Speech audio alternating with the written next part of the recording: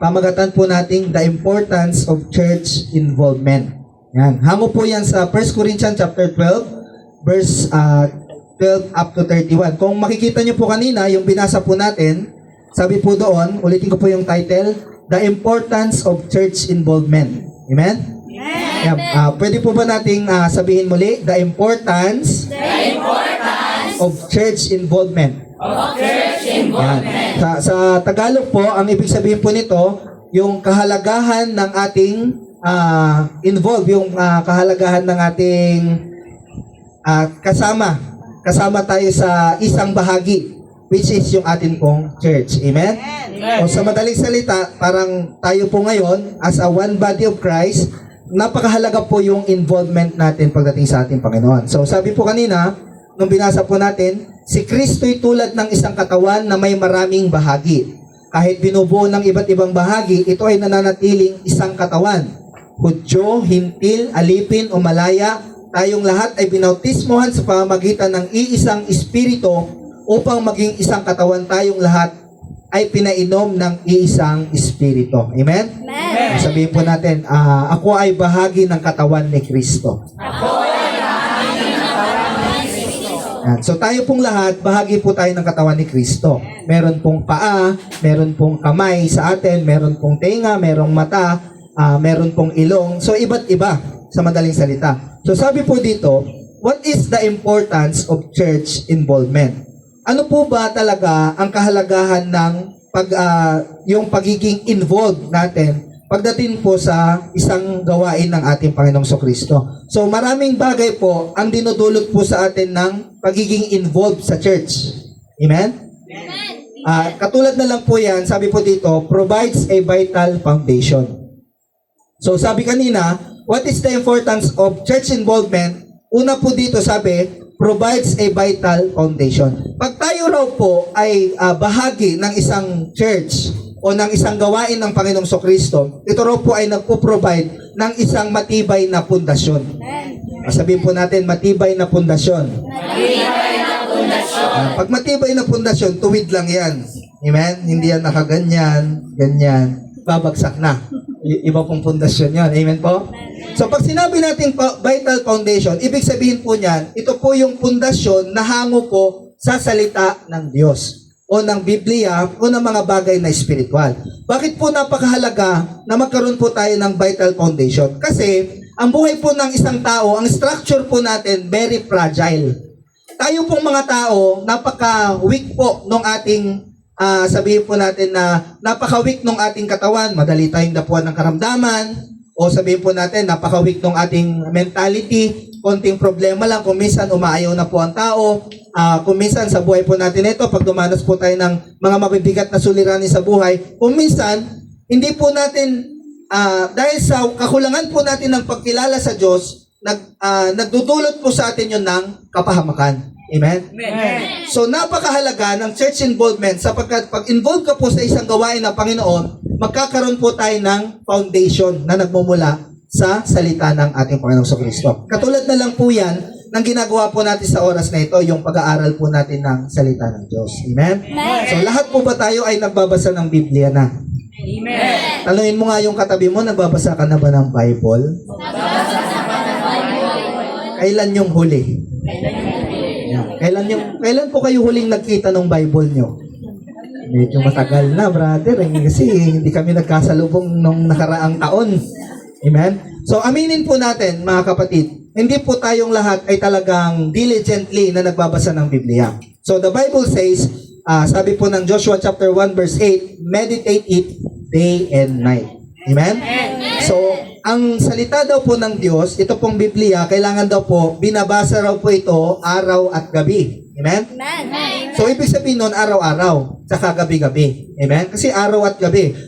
Bakit daw po kailangan basahin? Para nang sa ganon, malaman po natin ang nakasaad sa loob ng Biblia at may sa katuparan natin yung nilalaman ng Biblia. Amen? Amen. Para nang sa ganon, magtagumpay po tayo sa buhay po na ito. Which is, tumutukoy po yun sa pagkakaroon ng pundasyon po natin bilang isang Kristiyano. Amen. So sa buhay Kristiyano po natin, napakahalaga na meron tayong pundasyon ng salita ng Diyos. Amen. Amen. Pangalawa, sabi po kanina, provides a vital foundation. Yung pangalawa, the usage of spiritual gift. Pag meron ka raw pong church involvement, magagamit mo yung spiritual gifts. Ano-ano po ba yung mga spiritual gifts? Iba-iba po yan. Meron pong prophet, meron pong pastor, meron pong evangelist, meron pong tagapagturo or guro. Iba-iba po yan. Meron pong giver, meron pong ushering, meron pong lahat po ng mga tungkulin pagdating po sa gawain ng ating Panginoong Kristo. So magagamit po natin yung mga bagay po na yan. Ngayon, yung spiritual gifts po na yon, ito pong mga gifts po na to, galing po ito sa Panginoong Kristo. Halimbawa, magaling kang kumanta. Sino po dito yung magaling kumanta? Uy, humble sila. Walang magaling kumanta. Ayaw yata ipagamit yung yung boses sa Lord. Ayan. So pag magaling kang kumanta, o kahit sabihin natin hindi ka magaling kumanta, pero yung puso mo ay para sa Panginoong Kristo, pwede mo yang ipagamit kay Lord. So ito po ay isang gift. Amen? Kung ikaw naman po ay sabihin natin, pinagpala ka ng napakayaman. So mayaman ka, galing ka sa wealthy na family. O kahit hindi ka wealthy na family, pwede kang tawagin ng Lord as a giver. Ano po ba yung giver? Halimbawa, isa ka sa nagpo-provide ng mga upuan sa church, nagpo-provide ng electric fan, nagpo-provide ng mic. So isa po yung gift ng Panginoong Kristo. Kasi, ang isang tao po na hindi naman po siya part ng isang church, hindi yan magkakaloob sa Panginoon. Amen po ba? Amen. Hindi niya maiisip magkaloob sa Panginoon. Bakit?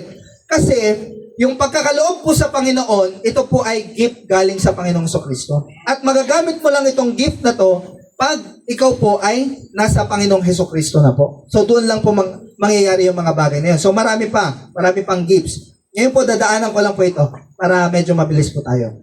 Fellowship, yung pagpapalakasan. Pag tayo raw po ay involved sa church, meron po tayong tinatawag na fellowship. Fellowship to one another. Marami po sa atin, ibang fellowship po yung ginagawa. Yung fellowship na hindi naman makakapagpalakas ng kaluluwa. Ano pong fellowship yun? Chismisship yun. Chismisship. Amen? So dito po, sa Panginoong Kristo, ang tawag po natin dyan, fellowship. Bakit po fellowship? Kasi sa Biblia po, ito po yung tinatawag na pagpapalakasan.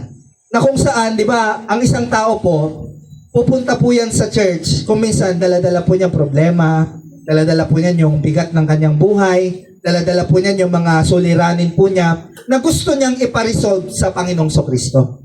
Sa madaling salita, hinahanap niya yung kasagutan sa kanyang mga problema kay Lord. Kaya po, nagkakaroon po ng fellowship na kung saan nagpapalakasan po tayo para nang sa ganon, anuman yung mga bagay na dalahin po natin sa buhay na ito, sa pamamagitan ng pakikipagbahagi po natin ng salita ng Diyos, nawawasak po yung mga problema po na yun. Amen? Amen? Kaya nga, naalala ko po yung isang lagi ko naririnig na term. Sabi niya, no man is an island. Wala raw pong tao na mabubuhay alone. Hindi pwedeng mabuhay ang isang tao pag nag-iisa lang po siya. Di ba katulad po sa creation si Adan? Nung time na siya po ay create ng Diyos, di ba po nalungkot si Adan? Tapos sabi ni Yahweh nung nakita niya, malungkot yung anak kong si Adan. Kaya ano pong ginawa niya? Pinadalan po niya ng company.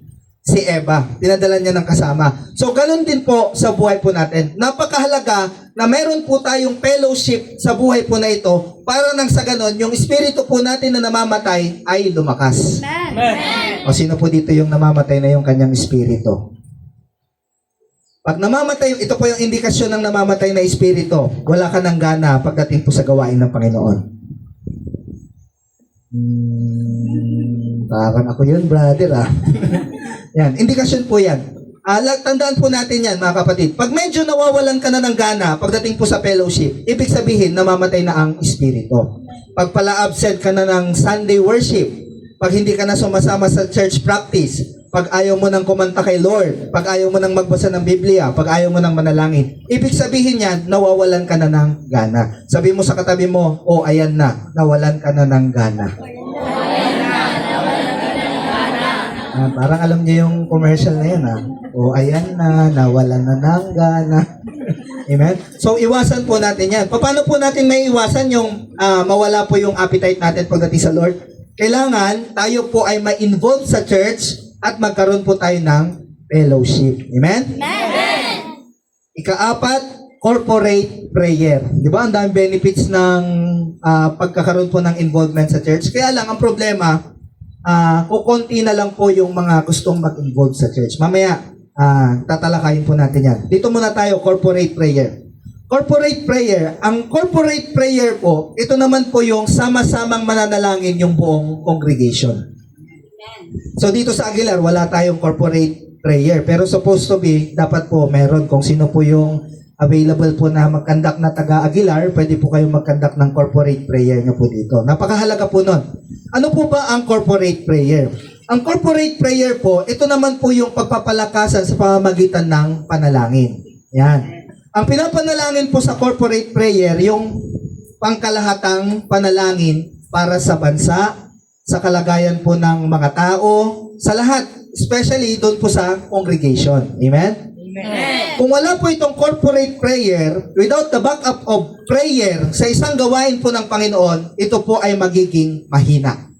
Amen?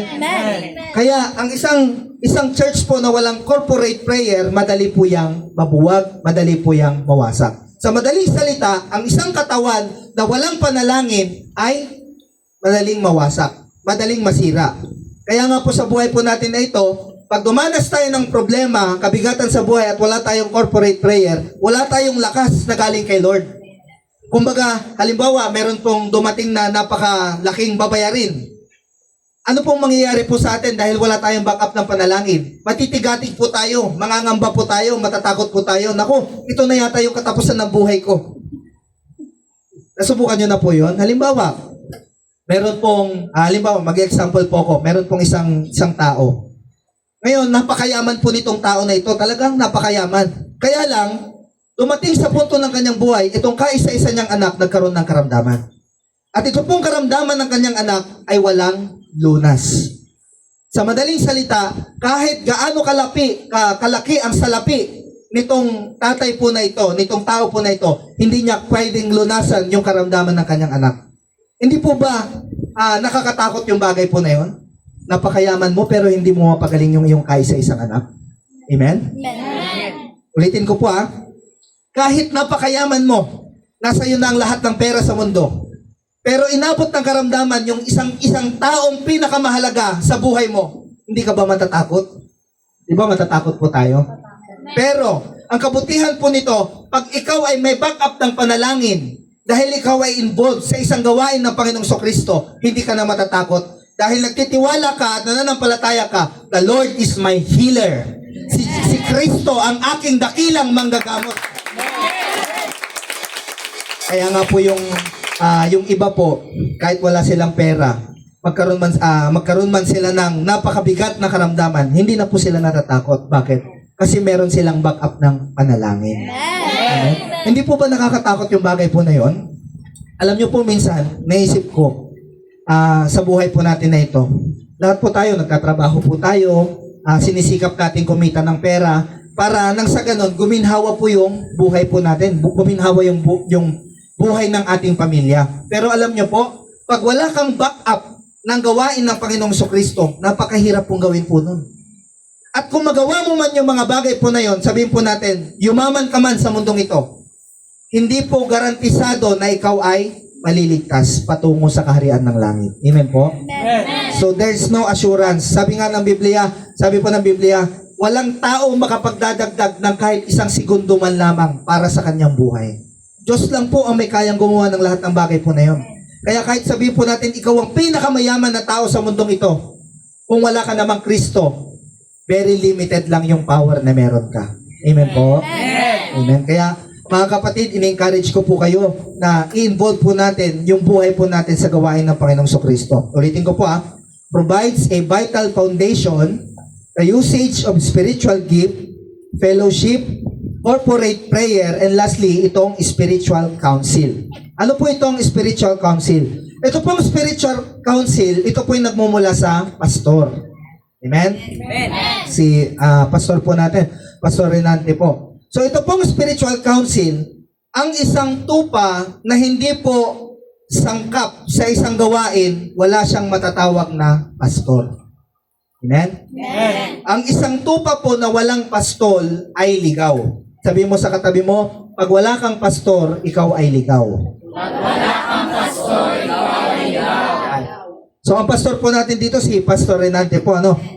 Wag po kayong magkamali, mga kapatid, ano? Meron lang pong isang pastor po para sa isang kaluluwa. Amen? So kapag siya po yung nangangalaga sa atin, dapat lahat ng sympathy natin, lahat ng focus po natin, ilagay po natin doon sa nangangalaga po sa atin para nang sa ganun, mag-workout po yung pag-aalaga po sa atin ng ating pastol.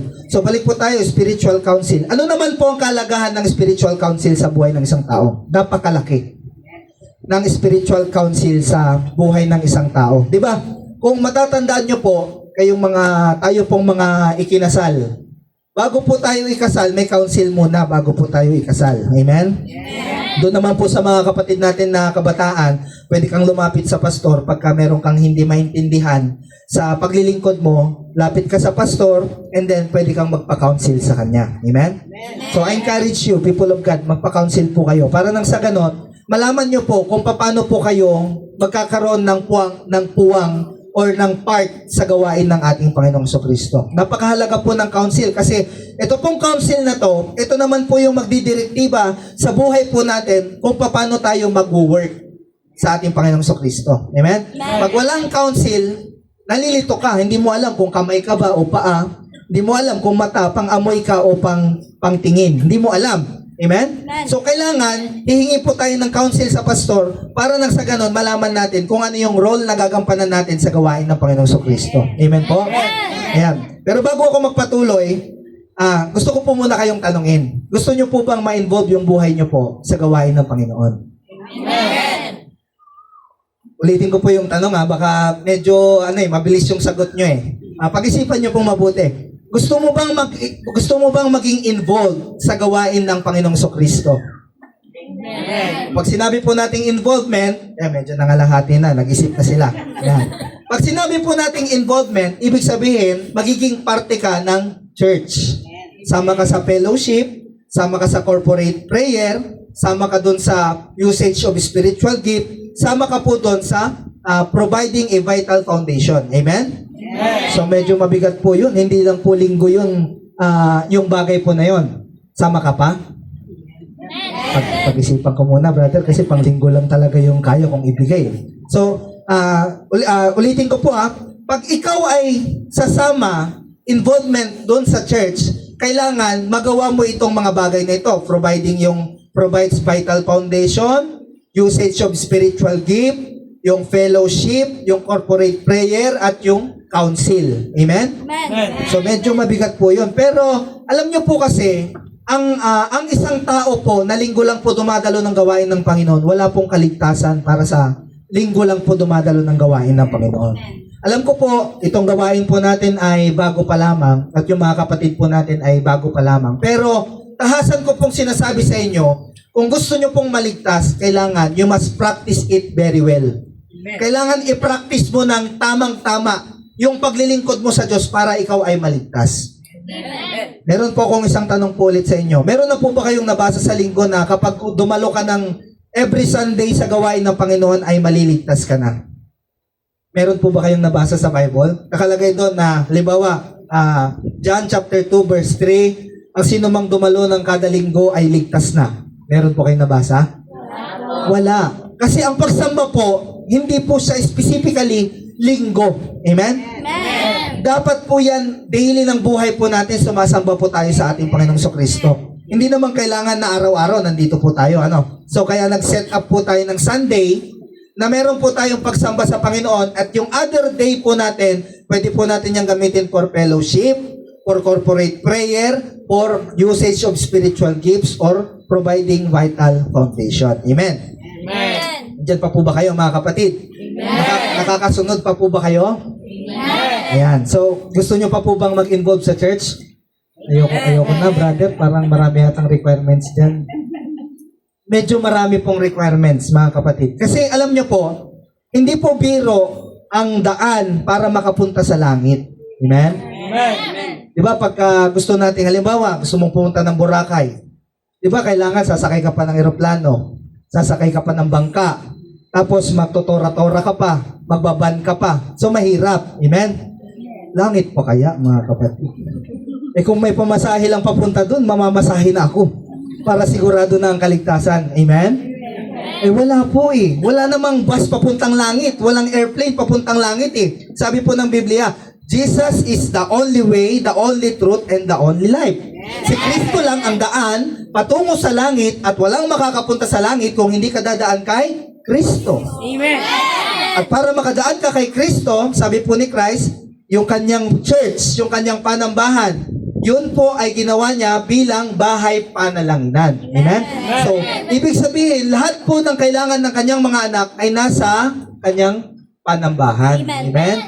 Diba, sabi pa nga ni Jesus nung 12 years old siya, hindi ba't dapat ang anak ay nasa tahanan ng kanyang ama? Amen? Diba, nung tumakas po siya kay Mary, diba, sabi niya, hinanap nila si Jesus. Nasaan na si Jesus? Nawawala. Tapos nung nakita na po nila si Jesus, sabi ni Jesus, hindi ba dapat ang anak ay nasa tahanan ng kanyang ama? Amen? So tayo pong lahat na narito ay mga anak na po ng Diyos. Kaya kailangan po ang mga anak ng Diyos ay nakikita na po sa simbahan ng Diyos. Amen? Oh, amen po. Pag ang tao po nakita nyo po sa simbahan, ang tawag po doon anak ng Diyos. Amen? Pagka nakita nyo po sa police station yan, police, hindi po, baka sabihin nyo criminal ha. Pag police station, di ba? Police. Pag doktor, hospital. Amen po? Pag school, estudyante. Amen? So pag nandito po tayo sa church, tayo po ay mga children of God. Amen? O, sabihin mo sa katabi mo, anak ka na pala ng Diyos. O, bakit nagdududa kayo kung anak ng Diyos yung katabi nyo?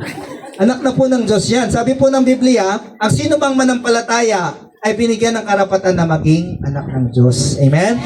O, tingnan mo ulit yung katabi mo. Anak na ba ng Diyos yan? Nananampalataya na ba kay Lord yan? O, kailangan involved na sa church yan. Amen po? Ayan. So, yung church involvement po, kailangan sumangkap po kayo sa gawain ng Panginoon. Pwede po kayong mag-ushering, pwede po kayong mag-choir, pwede nyo pong paggamit yung buhay nyo for the glory of God, pwede kayong tagapunas ng upuan, pag gusto nyo po, or pwede kayong maging yung taga-ayos ng ating mga laptops or ano. Lahat po pwede nating ipagamit for the glory of God. Amen? O katulad na lang po nung ginagawa nila Brother Jerry po dito. Pinapagamit nila tong garahe po nila for the glory of God. Isa po yung way na may papakita natin na yung ating mga resources po pwede nating ipagamit kay Lord. Amen?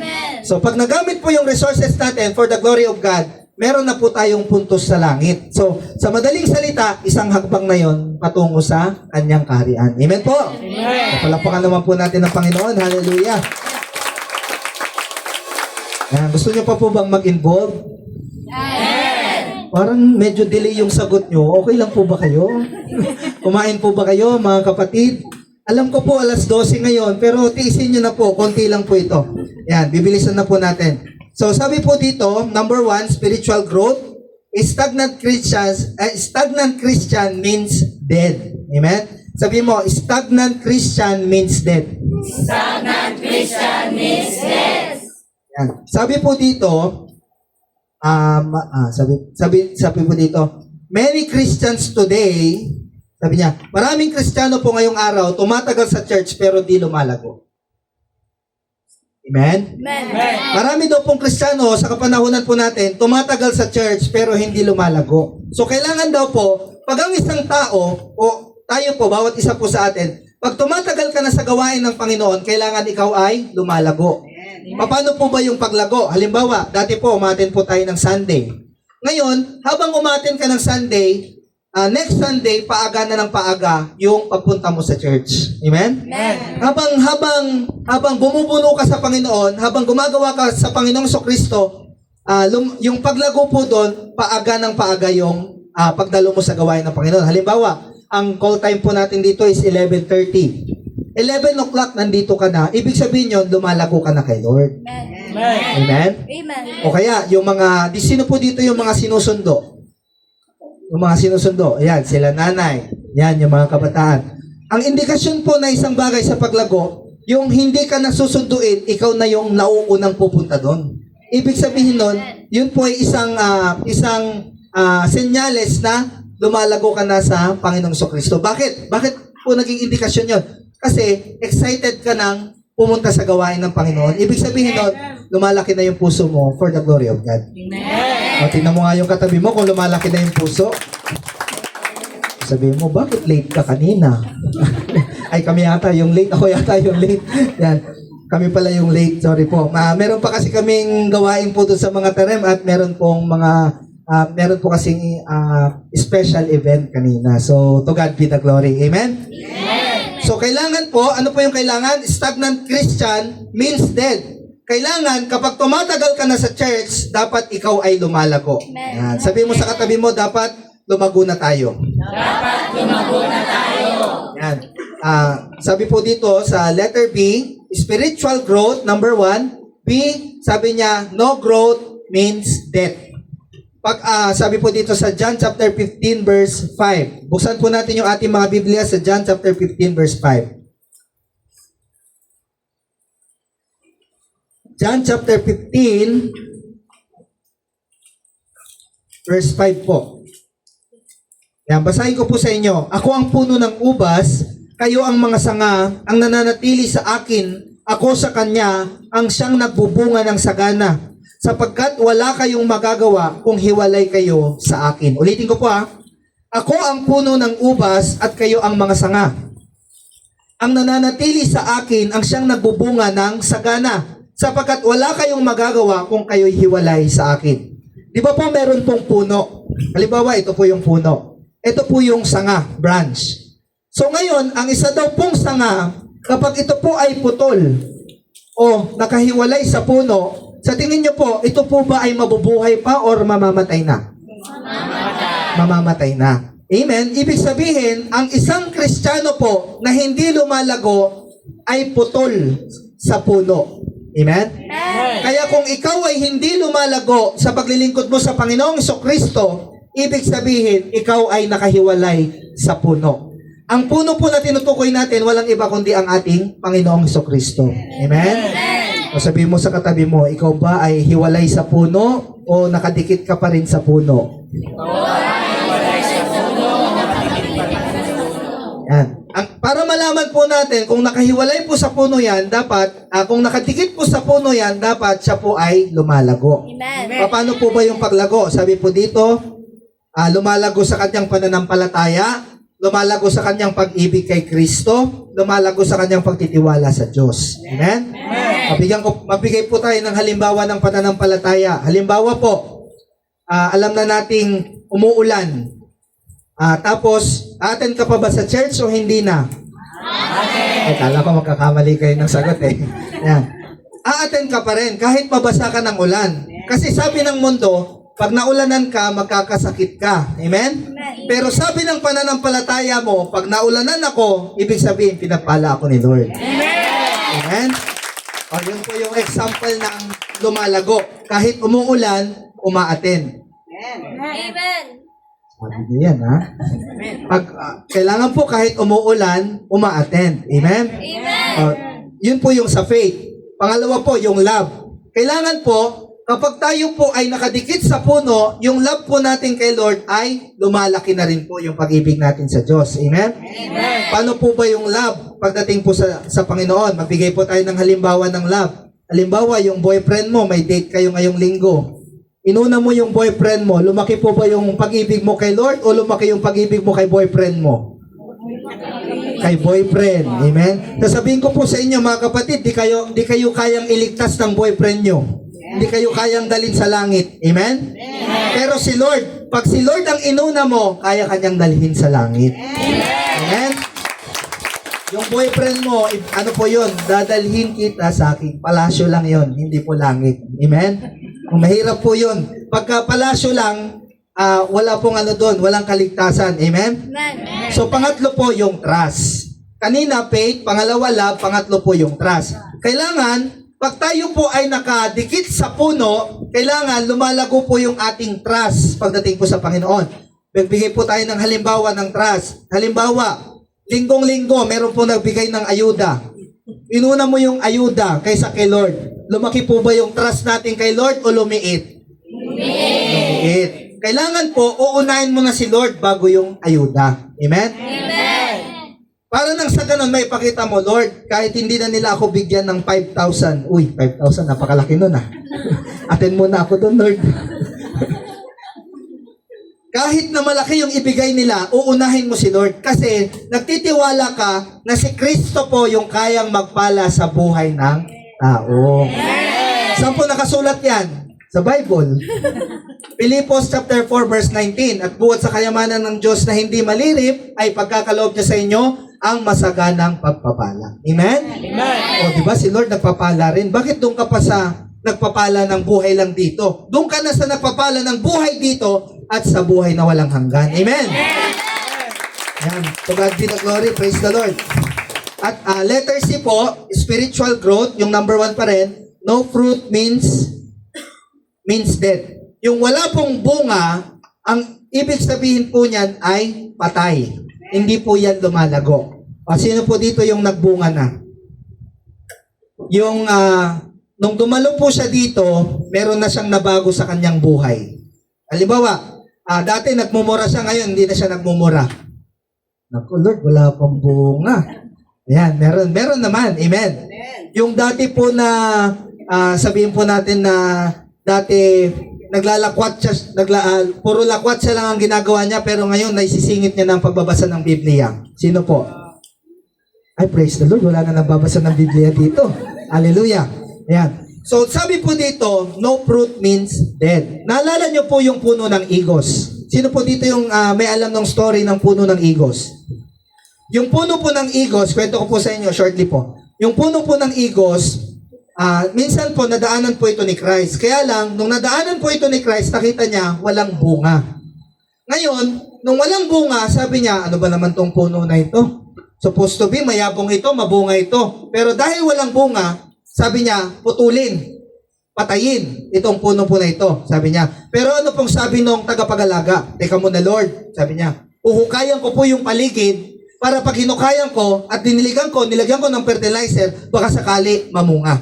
Amen? So sa buhay po natin na ito, kailangan po natin na magbunga para nang sa ganon, may ipakita po natin kay Kristo na tayo po ay lumalago. Ano-ano po ba yung mga bunga po na kailangan po nating ipakita kay Lord? Yung mga bunga po na yun, halimbawa, yung katulad po ng sinasabi po natin kanina, yung dati mong pangit na ugali, ngayon ay bago na. Amen? Kung dati mataray ka, ngayon mabait ka na. Amen po? O ba't tinitingnan niyo yung katabi niyo, mataray po ba yan? O yung halimbawa po, dati kuripot ka, ngayon hindi ka na kuripot kasi anak ka na ng Diyos eh. Amen? Meron bang anak ng Diyos na kuripot? Opo brother, itong katabi ko, kuripot ito. Ayaw ako ilibre nito kahit kailan. Alam niyo po, ang isang Kristiyano, lagi po nalilibre yan. Hello? Parang ayaw niyo malibre. Amen?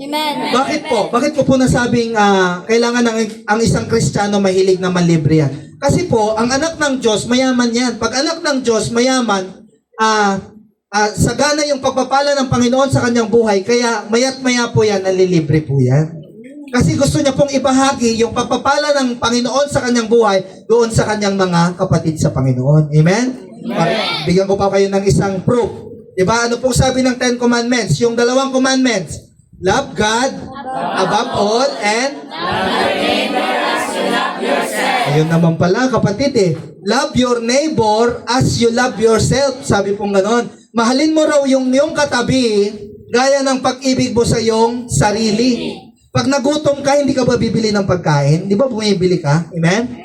Pagka halimbawa, medyo sabihin natin, bumaho ka, anong bibili mo? Bibili ka ng sabon, ng shampoo. Sabi po ng 2nd commandment, love your neighbor as you love yourself.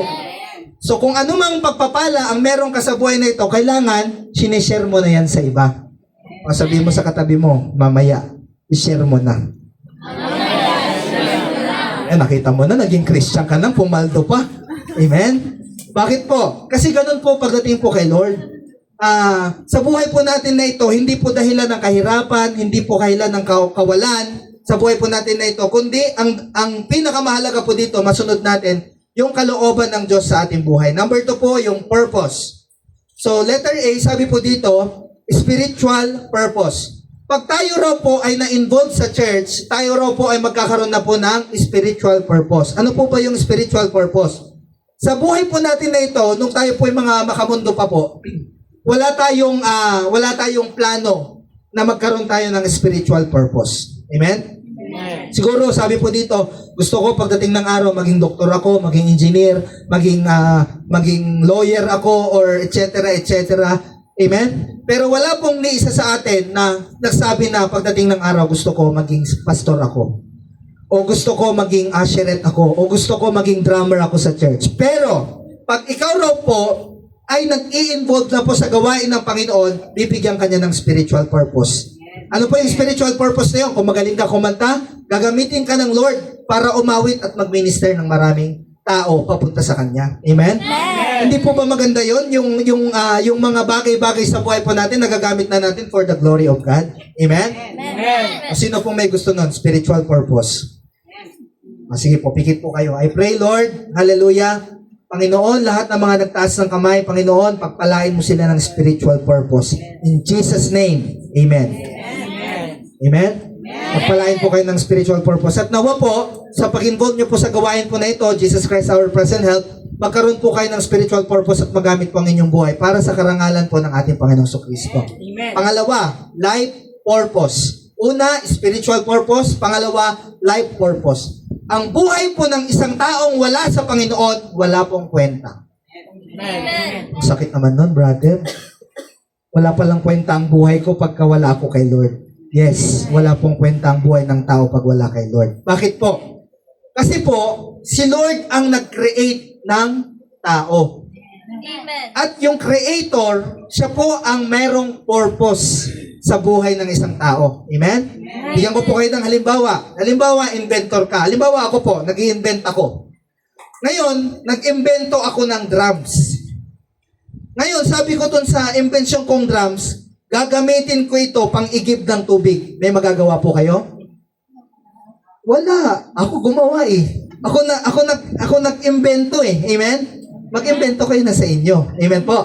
Tama po ba? Ngayon, kung si Lord ang creator mo, si Lord ang inventor mo, kanino po manggagaling ang purpose? Sa atin po o kay Lord? Kay Lord. Kaya nga, it is napakahalaga sa buhay po natin na ma-encounter po natin si Lord para nang sa ganon, magkaroon po tayo ng life purpose. Amen po? And number 3, sabi po dito, sa purpose, letter C, purpose to win others. Ayan.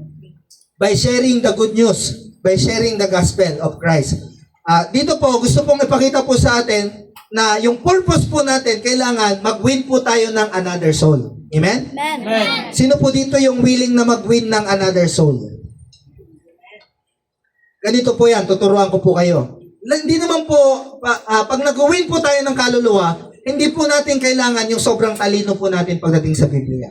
Agree po ba kayo doon, mga kapatid? Bakit po? Sapagkat very simple lang po yung iniwan po sa atin ng Panginoong Kristo na aral.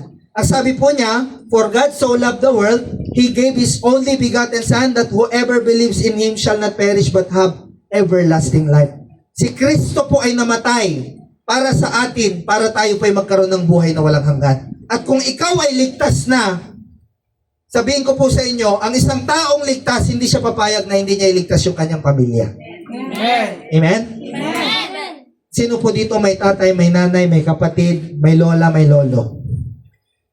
Yung iba po wala. Saan kayo galing? Lahat po tayo. Amen? Lahat po tayo meron. Payag ka ba na ikaw ay maliligtas at yung mga mahal mo sa buhay may impyerno? Payag po kayo? Bakit di nyo sila sinama dito? Di payag kayo. Amen? Kaya nga po, sinasabi po ng Panginoong Kristo po sa atin, huwag kang pumayag.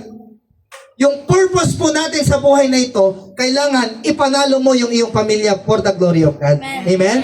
Huwag kang pumayag na may impyerno sila. Huwag kang pumayag na papahamak po sila. Huwag kang pumayag na hindi mo sila masama sa church. Kasi ang purpose mo, nung tinawag ka ng Panginoong Kristo, ipanalo mo yung iyong pamilya para kay Kristo. Yun po yun. Wala na pong ibang purpose sa buhay po natin na ito. Ang gusto po ni Lord, ipanalo po natin yung ating mga pamilya. Ayaw po ni Lord na may maiwan. Ayaw po ni Lord na sa pamilya po natin may mag-suffer. Ayaw po ni Lord na yung kanyang mga anak ay mapasa impyerno. Amen? Tandaan po natin, dalawa lang po ang pupuntahan ng tao. Langit po or impyerno. Wala pong gitna. Walang dormitory, mga kapatid. Wala pong nakalagay sa Biblia na dormitory. Wala po. Oh, sorry, purgatory pala. Sorry po, dormitory. Kasi nung high school ako, yung dormitory po pala namin yung naisip ko. Sorry po. Purgatory. Sorry po. Kasi wala kasi sa Biblia yan, kaya hindi ko alam eh. Amen? Ayan. Kahit ano pong tawag niya doon, basta walang gitna. Dormitory man yan o purgatory po. Kung anong gusto niyo po itawag dyan, bahala na po kayo. Ayan. So, dalawa lang pong pupuntahan ng tao. Langit or impyerno. Amen? Asan niyo po gusto mapunta? Sa langit po o sa impyerno? Langit. Siyempre po, langit. Walang may gusto ng impyerno. Amen? Yan. So, number 3. Last na po ito. The guarantee of being saved. Una po, yung spiritual growth.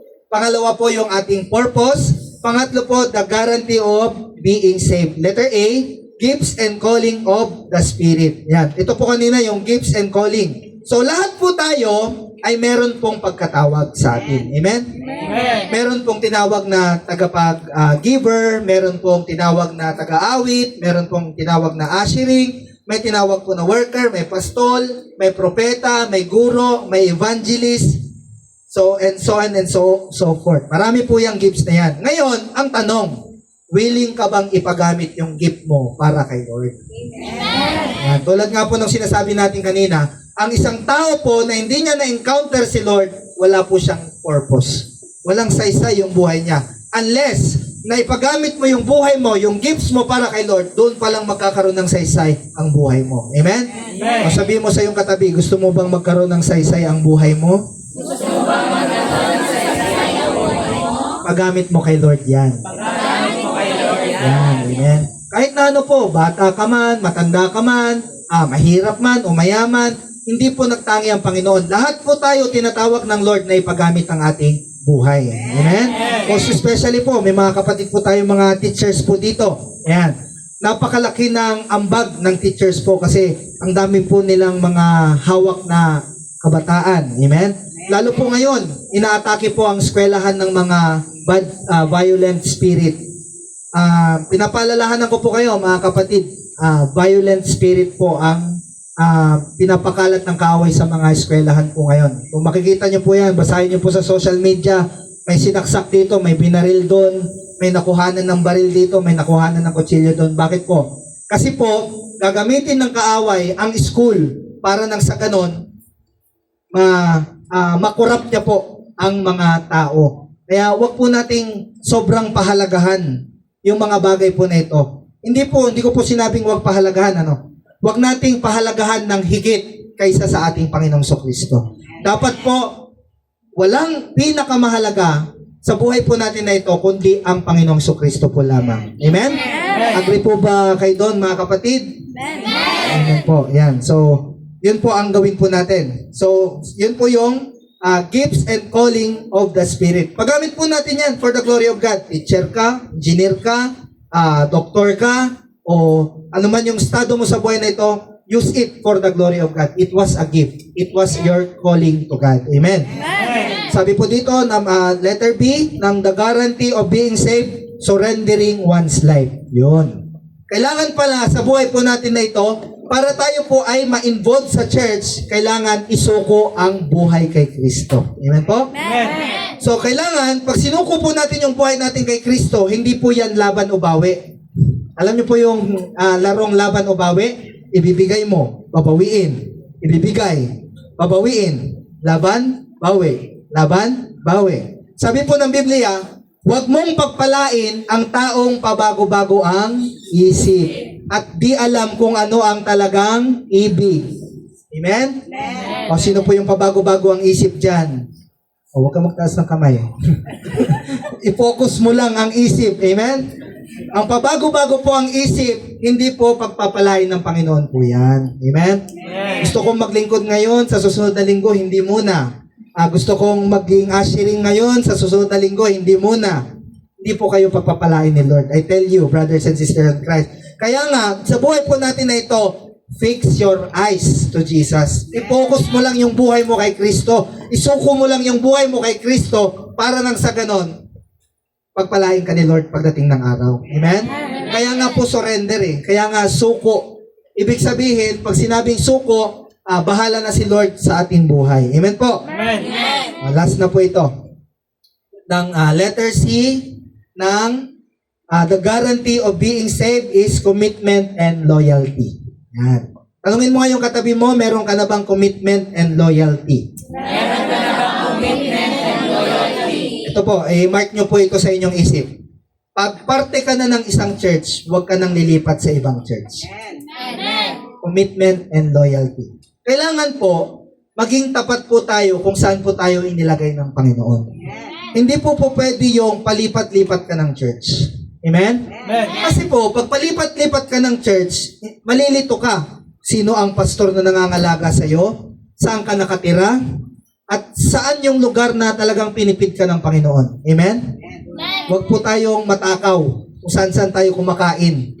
Meron lang pong isang designated. Ang tupa po, meron po yung pastol. At yung pastol po, pinapastol po yan sa isang tawan. Amen? Amen. Hindi po yan yung isa doon, yung isa doon, yung isa doon.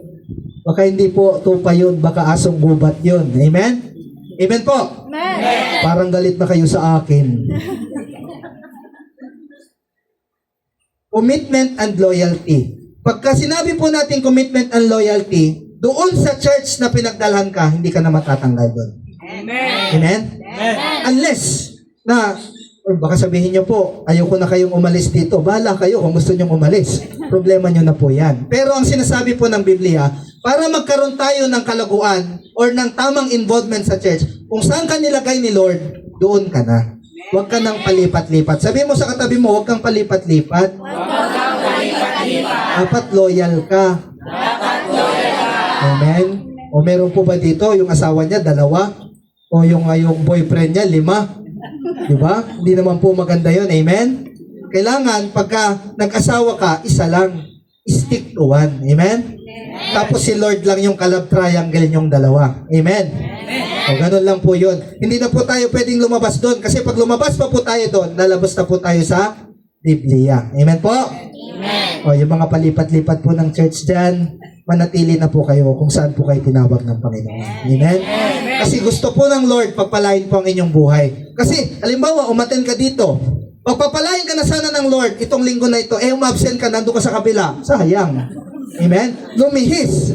Hindi mo natapatan sayang po. Amen? So, ganun po yun. Kaya nga, sa buhay po natin na ito, napakahalaga po ng commitment and loyalty. Yan. Yan po yung bunga po ng the guarantee of being saved. Yan. Pag ligtas na po tayo, nandun na po tayo sa isang church na pinaglagyan po sa atin ng Panginoon, hindi na po tayo lipat-lipat, hanap-hanap kung saan-saan. Amen po? Amen. Sabi niya dito, the importance of involving church. Dito na po tayo magtatapos mga kapatid. Are you ready to commit your life to God? Amen. Handa na po ba kayong mag-commit ng buhay niyo po sa Panginoon? Amen. Handa na po ba kayong hindi lumipat ng church? Handa na po ba kayong maging loyal? Handa na po ba kayong umaten, hindi lamang po linggo, kundi may ibang araw pa? Medyo nag-alanganin kayo dyan, ha? Yan. Sabi po dito, it is a call for gratitude. Ito raw pong ginagawa po natin na ito raw po ay tawag po natin para pasalamatan natin ang Panginoong Hesukristo. It was a call for new life. Gusto nyo pong mabago ang buhay nyo, mga kapatid? Involve nyo po ang buhay nyo po sa church. Hindi nyo po kayang baguhin yung buhay nyo. Hindi nyo po kayang baguhin yung nakagisnan nyo. Unless na-involve mo ang buhay mo kay Kristo, doon ka lang mababago ni Lord. Amen po. Amen. Kaya nga sa buhay po natin na ito, mga kapatid, marami po sa atin, hindi tayo nagtatagumpay. Marami po sa atin, pinasok na natin lahat. Pero parang kulang pa rin. Bakit po? Pag wala pong pagsama ni Lord sa buhay po natin, napakahirap pong magtagumpay sa buhay po na ito. Amen? Amen. Mari pong nasaktan ko po kayo sa preaching po na ito. Mari pong may mga tinamaan sa inyo. Mari pong nasagasaan ko po yung buhay po ninyo. Pero I tell you, pag sinunod po natin ang Biblia, mababago po ang buhay po natin. Tandaan niyo po mga kapatid, masakit ang katotohanan, pero ang katotohanan na magpapalaya sa atin. Nawa po, ito pong mensahe ng Diyos po na ito ay tumimo sa ating mga puso at tayo pong lahat ay baguhin ng ating Panginoong Jesucristo. Tayo po ay magsitayo at tayo po ay magpasalamat sa Diyos.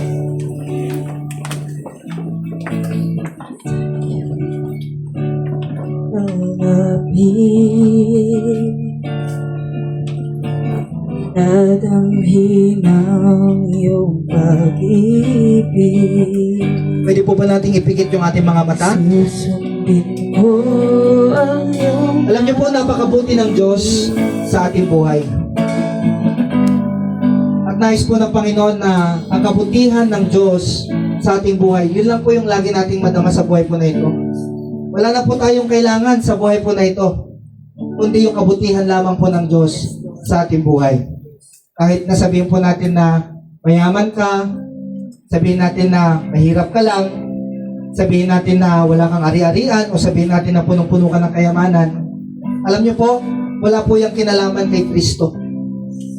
Kundi ang gusto lang po ng Panginoong Kristo, kung yung pagkakilala po ba natin sa Kanya, totoo na talaga.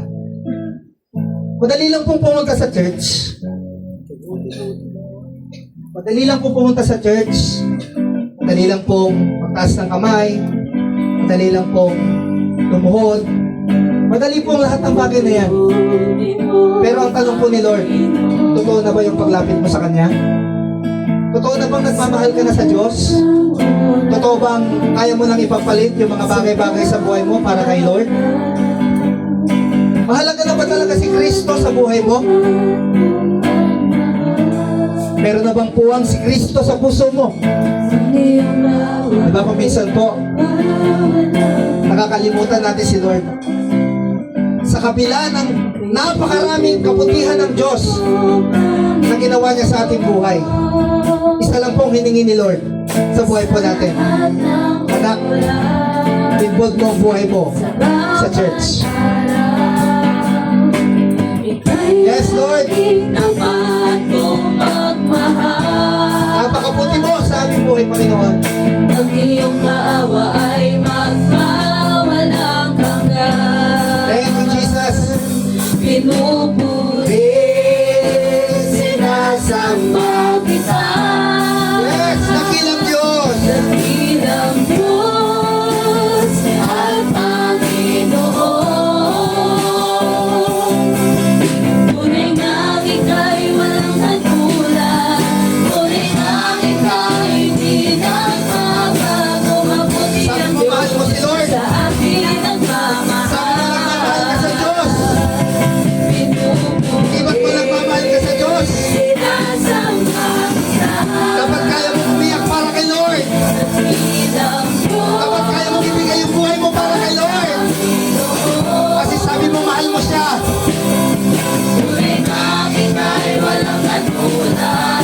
Tunay nga ika'y di nagbabago. Mabuti ang Diyos na sa akin nagmamahal. Once again, pinupuri.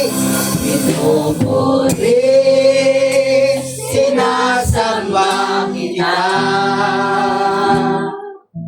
dakilang Diyos at Panginoon. Kapatid, kung aawitin mo lang ang awiting ito, Ang ika'y na walang dinadama mo sa iyong puso, mararamdaman mo si Kristo. Ang ika'y di nagbabago. Mabuti ang Diyos na sa akin nagmamahal. Once again, pinupuri ka namin, Panginoon.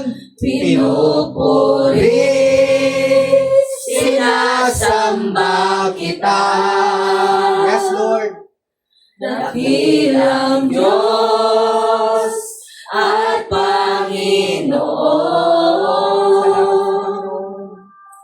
Tunay ngang ika'y walang katulad. Tunay ngang ika'y di nagbabago. Mabuti ang Diyos na sa akin nagmamahal. Mabuti ang Diyos.